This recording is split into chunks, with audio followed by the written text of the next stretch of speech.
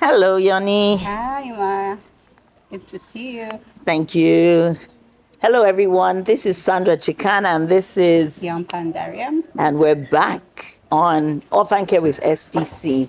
And the reason why we're doing Orphan Care with SDC is because we want to share information and the work that we've done for the past 17 years. I'm an orphan care advocate, a care transition coach, and Yompan is. Care transition coach in the making and also Yes. an orphan care advocate. Yes, really, really proud of Yompan and the work that we've done together for a couple of years. And today, on this episode, all that we want to deal with is the question of are all the children in the orphanage orphans? Very important question because we've had people who visit and people who just talk to us and people who share articles and just send us messages to say the children in the orphanages, not all of them are orphans. And even research has shown that 80% of the children in orphanages are not orphans. Is that a problem, Yompan?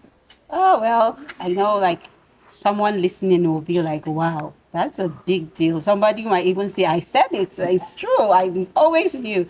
But the truth is that what is the definition of an orphan? We need to also look at the definition and so that people will understand who is really an orphan. And for us, we know three classes of orphans. You have the double orphans, which is the one that everyone knows, someone who has lost both parents. You have the single orphan, which is someone who has lost one parent, whether it's a mother or a father. And then you have the social orphans, children who have lost or don't have access to their usual rights as children, don't have access to food, education, shelter, and it's for different reasons. Yes. Yes. Well, thank you, Yoni, for reminding us again of those definitions, which we tackled in some previous episodes. And that's very important because every time we speak to different people, we find out that some of them have this negative attitude towards orphanages because of that classification, because they think that the children in the orphanages don't need to be there. And I also agree with you that not every child in the orphanage should be in the orphanage. And there are reasons why they're there. And Yoni has elaborated some of those reasons.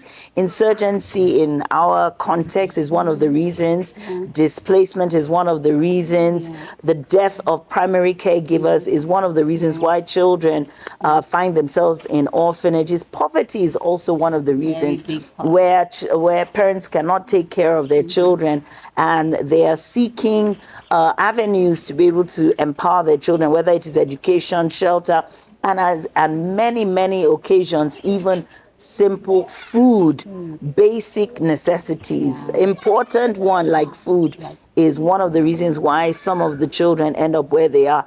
But in our situation and in the home that we run, and in many of the homes that we are connected to, most of the children come because primary caregivers have passed on. Insurgency is one of those, like I said earlier on, and then poverty. But then again, one would say, are there no options available for these children? Why do they end up in the orphanages? And many times we've had to deal with parents abdicating their responsibility. And as harsh as it sounds, it is very true that many parents abdicate their responsibility. And we have a saying, even in Nigeria, that if na garri we go chop, let's just chop it, which means that whatever it is that you have as a family, no matter how small and how bad it is, if anything is available for the family to eat,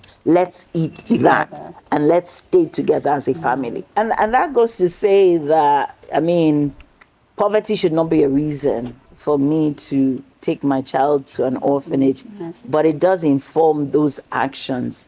And community members need to know that we need to start exploring our homegrown solution or our local solution, like kinship care. And if kinship care, relatives, that's when relatives take care of the children. And if the relatives cannot take care of the children and the children are too many because maybe the relative has so many children. What other options exist? And those are some of the things that we need to touch on. Yoni, do you have any other option? Yeah, so there are a lot of options, just like we said. And truth be told, as much as we're saying that children do not belong in orphanages, orphanages are actually one of the options. However, you have options like foster care, adoption, even guardianship. But where would these children be before you can find these other things which take somehow a longer process? We know the adoption processes, the fostering process, just to ensure that the child goes to a safe place. So the orphanages do play a crucial role in standing in the gap until the child gets a more permanent place to stay. So yes, options are available, and that option includes the orphanage. Yeah, thank you. And then also, if you're a religious leader, whether in the community, if you can't find relatives, they're also friends of the family, right? So friends of the family, they're families where you know that this person is your uncle, and the person is not even related to you, but you call them uncle or auntie and all that. Those options can be explored. Yes. And even the community leaders can explore other options. There might be members of the society or members of the community that don't have any children and are willing to stand as foster parents. Those are also options, so that the children don't always end up in the orphanages. But the reason why we're asking if all the children are in orphanages is because when people come to visit and they say, what happened? Sometimes they hear the story and they find out that the children in there are not all orphanages. They say, but I thought everybody here is an orphan. And I thank Yoni for categorizing it. But that goes to further drive home the point that there should be a permanent level and permanent place for the children in care. And that's where we talk about in our own balance in moving to family, we talk about permanency or forever family. And that's where if a child gets some kind of stability because he knows that this is my home. The orphanage can never be a home because the orphanages cannot give you that level of care and that one-on-one care. And research has talked about the negativity of institutional care. So we will talk about the negative effect and the negative impact of children being in orphanages. But for now, we recognize the work that orphanages are doing. And we're saying that even though the children are in the orphanages, is there some kind of standardization and some kind of supervision that governments can have and institute and pursue and implement so that the children that are in those orphanages receive the highest standard of care? That's where we find some struggles, and that's where we have some concerns, because in spite of the fact that these orphanages exist, level of supervision by many countries, by many governments, is not at the place that it should be. And that's why we're talking about some of these issues. Yoni, would you like to say something about that as well? Yeah, so I'm glad that we're talking about this. We say it all the time. We hear other people say it. So if you're watching, you're listening, if you have some solutions, you have some ideas, you want us to come together and drive for some policies that will bring about this change, you're more than welcome to reach out. Share these videos and just keep talking about these things so that it will get to the right place that it needs to get to. I think that's what is important. We need to, first of all, start talking about these things. Wow. Thank you so much, Yoni. And I'd like to say that whether the children in the orphanages are single orphans, double orphans, or social orphans, every child is precious and every child needs a level of care. No child should be out on the street without food, without protection, without shelter. And that is our role as a community. And that's why we are doing what we're doing. We would like you to engage with the work that we do by supporting every vulnerable child. Because like we say, Every orphan is a vulnerable child, but not every vulnerable child is an orphan. But it doesn't matter.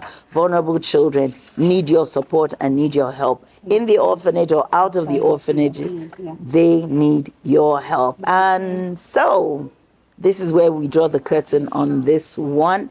If this content is something that you are interested in, or you know someone who is interested and would like to consume this content, please like, share, subscribe, and tell someone about it. Comment and just follow us on YouTube, ask questions, drop comments, bring solutions, and just keep talking about orphan care with STC. Thank you. Until the next episode, this is Yoni and I saying have a wonderful, wonderful day, evening, and remember that every child deserves a loving family. A loving family.